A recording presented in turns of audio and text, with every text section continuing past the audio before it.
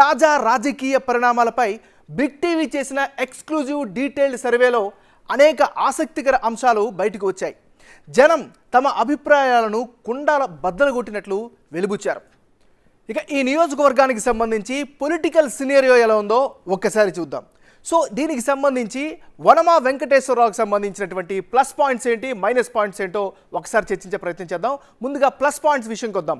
వనమా వెంకటేశ్వరరావుకి సంబంధించినటువంటి plus points చూసినట్లయితే ward member నుంచి సర్పంచ్ వరకు తన యొక్క ప్రస్థానాన్ని కొనసాగించారు. అంటే రాజకీయాల్లో బలమైనటువంటి అనుభవం కలిగినటువంటి వ్యక్తి. ఇక పాయింట్ నెంబర్ 2,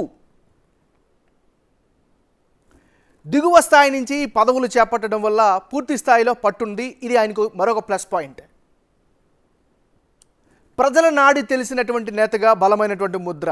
ఖచ్చితంగా ఇది మాస్ లీడర్కే అవసరమైనటువంటి అంశం. రైట్, ఇది వనమా వెంకటేశ్వరరావుకి సంబంధించినటువంటి ప్లస్ పాయింట్స్.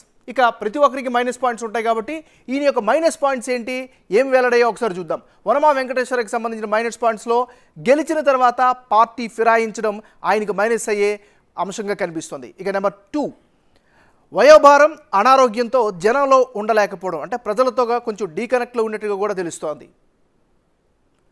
కుమారుడు వనమా రాఘవ ఘనకార్యాలు. సో ఆయన కుమారుడి రూపంలో ఆయనకి చాలా మైనస్ వచ్చేటువంటి అవకాశం ఉంది.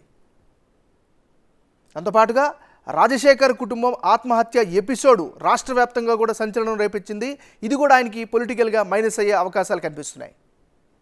దాంతోపాటు పార్టీ కార్యక్రమాల్లో రాఘవ జోక్యం, అంటే షాడో ఎమ్మెల్యేగా ఈయన ఎమ్మెల్యేగా అయినప్పటికీ కూడా వీళ్ళ కొడుకు పెత్తనాన్ని అక్కడ స్థానికంగా భరించినటువంటి పరిస్థితి ఉంది. ఇది కూడా ఆయనకు మైనస్ అయ్యే అవకాశం ఉంది.